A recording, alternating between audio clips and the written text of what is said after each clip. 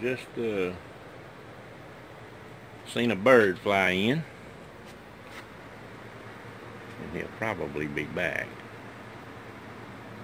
But I just seen a bird fly in, and I watched him, and he hopped around here, and he hopped up here on the cabinet, and then he finally hopped up here on top of the hill, and then he hopped in here.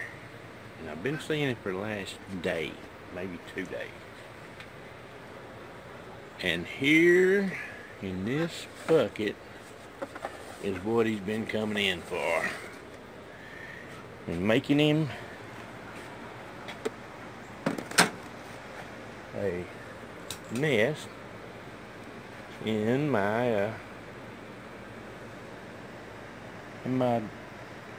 bucket of screws.